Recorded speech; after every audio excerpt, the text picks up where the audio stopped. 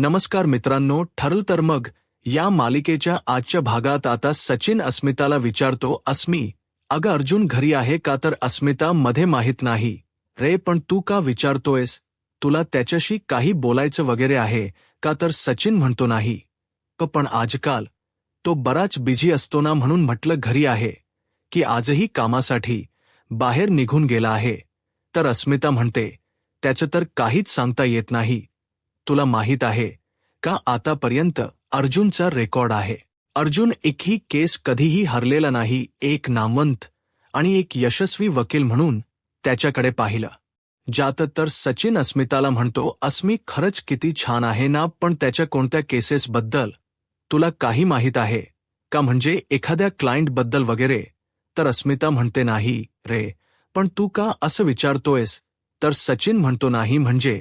तर त्याच वेळी आता तिथे अर्जुन आलेला असतो. अर्जुन अस्मिताला विचारतो, येऊ का आत? तर अस्मिता म्हणते, अरे ये ना सचिन, आताच तुझ्या केसेसबद्दल विचारत होता. अर्जुन विचारतो, का, कशासाठी? सचिन म्हणतो, काही नाही रे, आमच्यासारख्या सर्वसामान्य माणसाला कोर्टाच्या कामकाजाबद्दल माहीत नसतं ना, म्हणून म्हटलं सहज अस्मिताला विचारावं. तर अर्जुन म्हणतो, हो का, पण खरं सांगू का, तुझ्यासारख्या माणसाला कोर्टाचं कामकाज न कळालेलंच बरं, आणि कोर्टात काय चालतं हे न कळालेलंच बरं. अस्मिता म्हणते, अरे असं का बोलतोयस तू? अर्जुन म्हणतो, काही नाही, असं म्हणतात ना शहाणे माणसांनी कधी कोर्टाची पायरी चढू नये, म्हणून म्हटलं, बाकी काही नाही.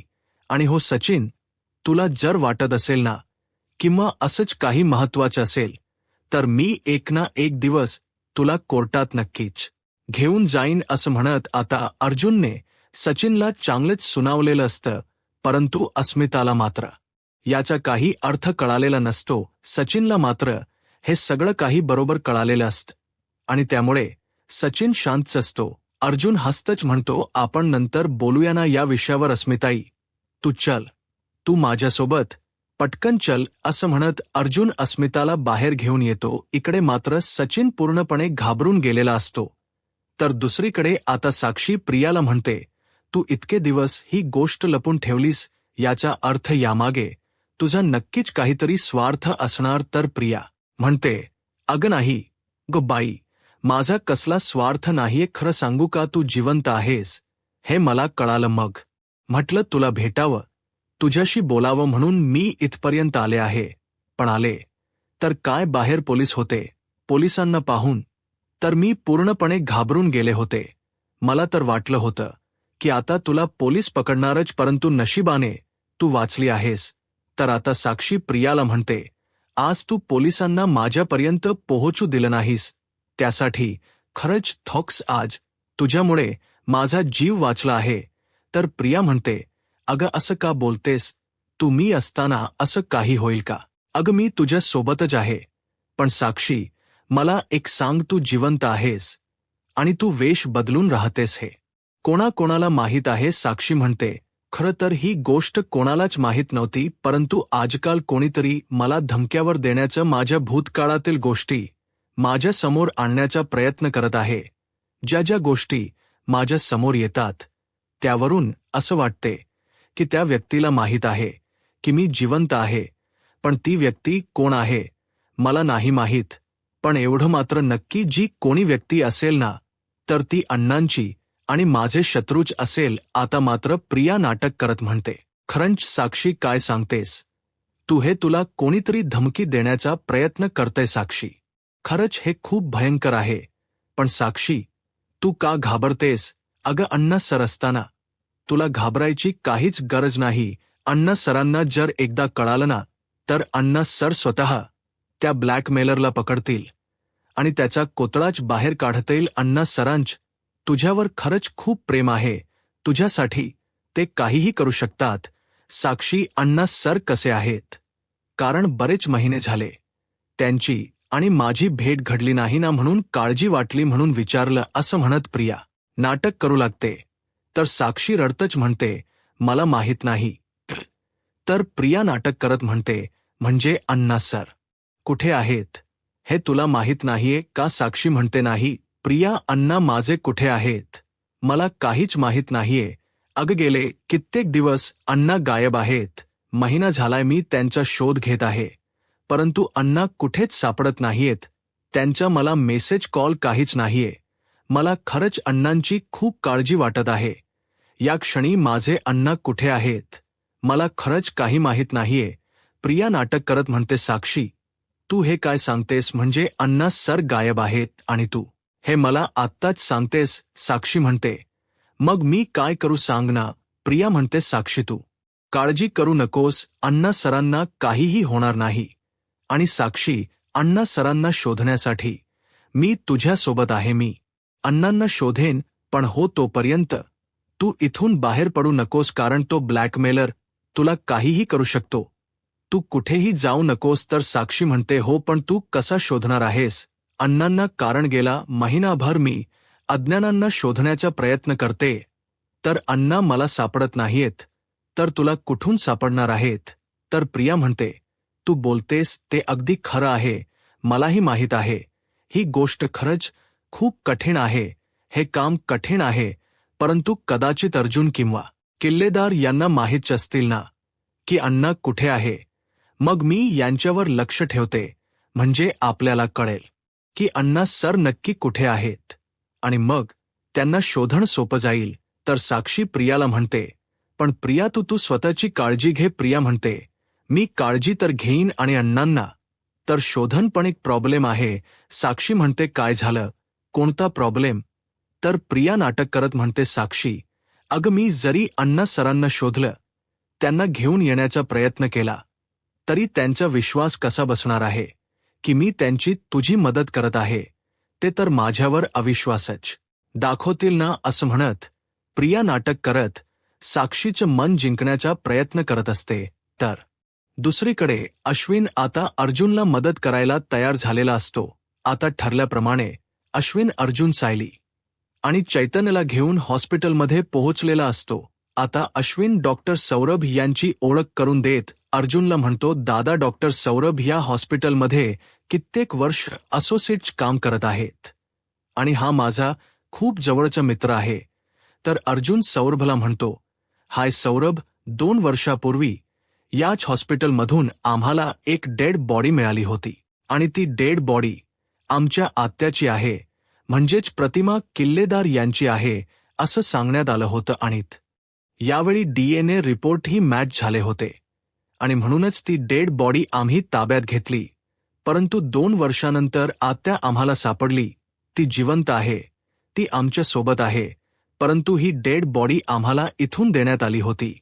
मग ती डेड बॉडी नक्की कोणी मॅनेज केली होती आणि ती डेड बॉडी कोणाची आहे या सगळ्याचा आम्हाला शोध घ्यायचा आहे आणि त्यासाठीच आम्हाला तुझ्या मदतीची गरज आहे.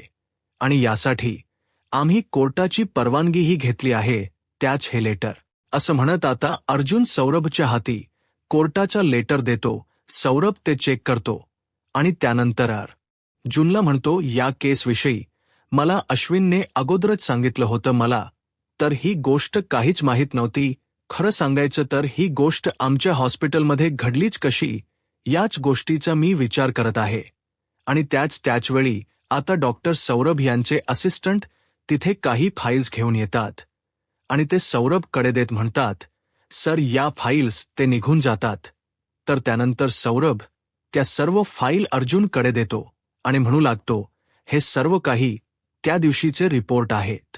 खरं तर अश्विनने मला अगोदरच फोन केला होता आणि म्हणूनच या सगळ्याच गोष्टी अगोदर मॅनेज करता आल्या. अर्जुन आता त्या सर्व फाईल पाहत असतो.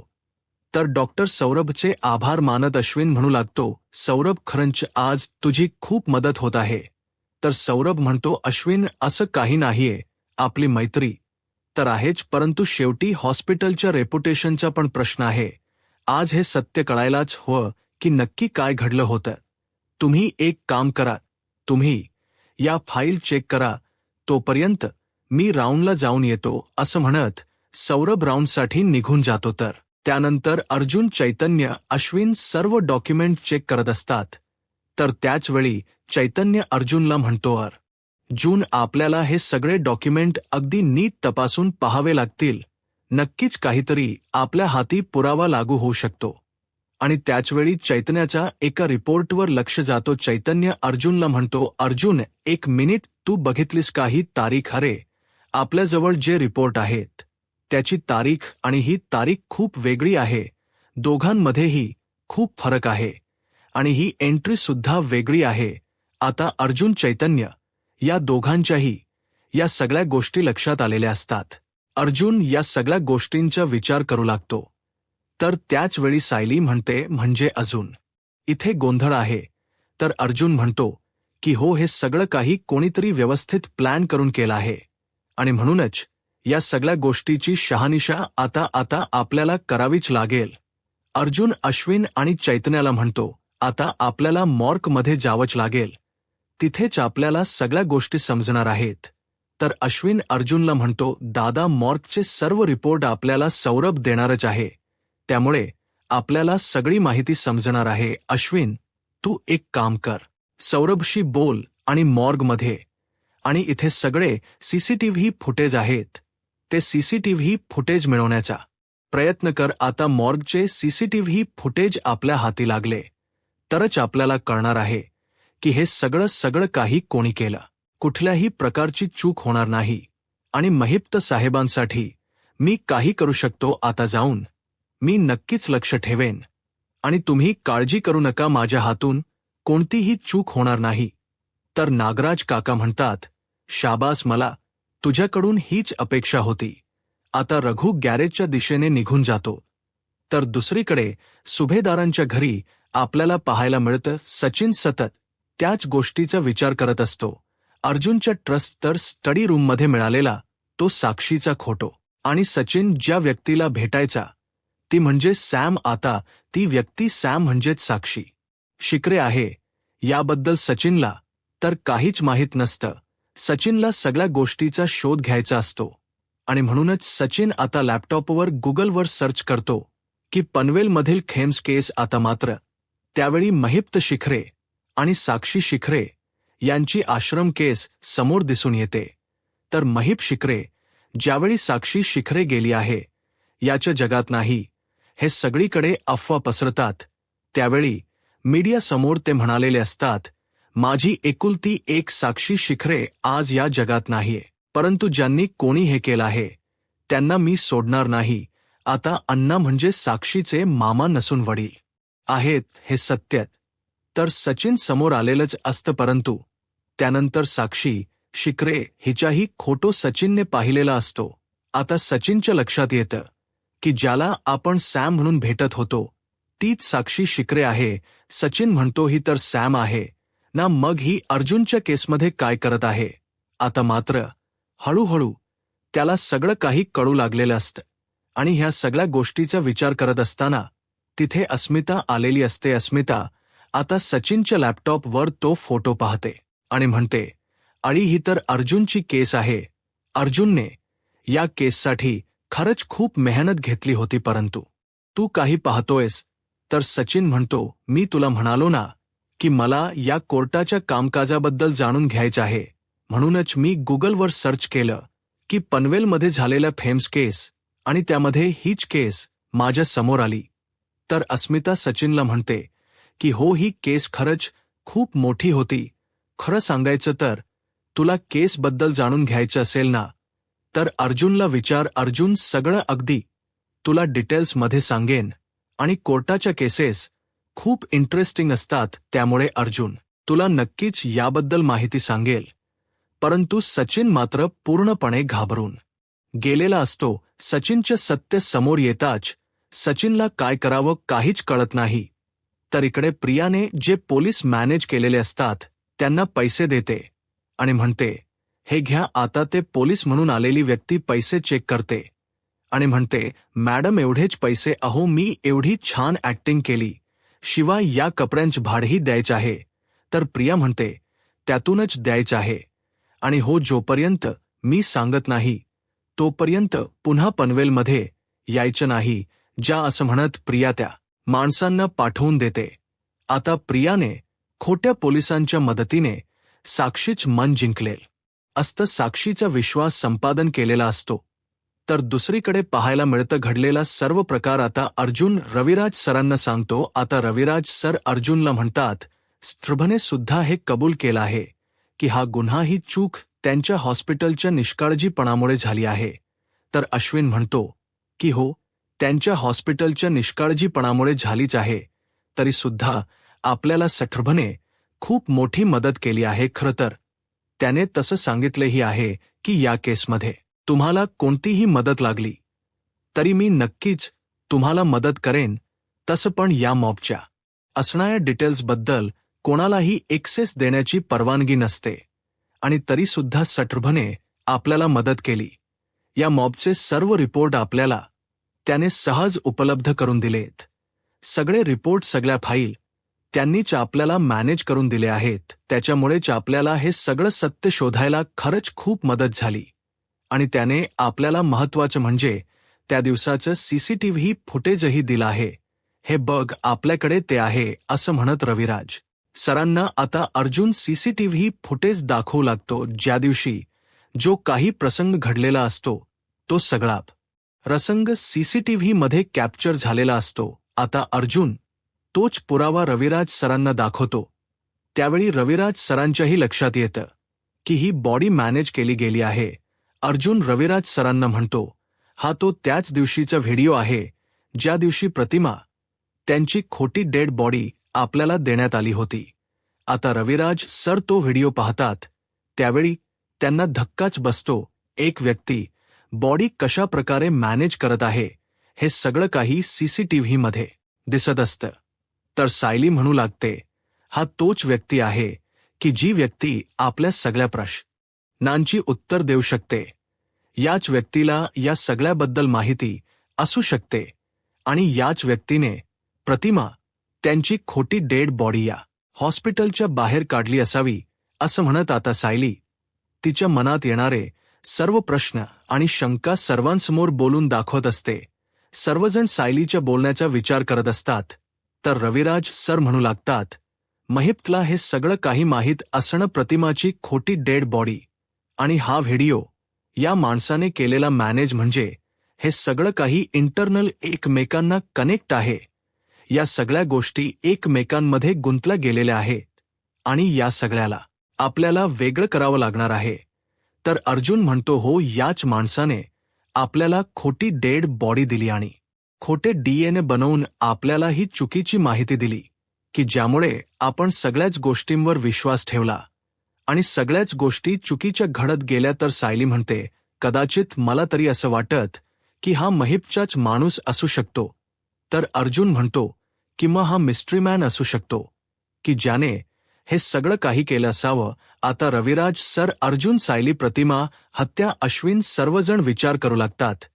तर आता पुढे रविराज सर म्हणू लागतात, त्यावेळी मी हे कागद का चेक केले नाही? त्यावेळी जर डॉक्युमेंट चेक केले असते तर आज हे सगळं काही घडलंच नसतं.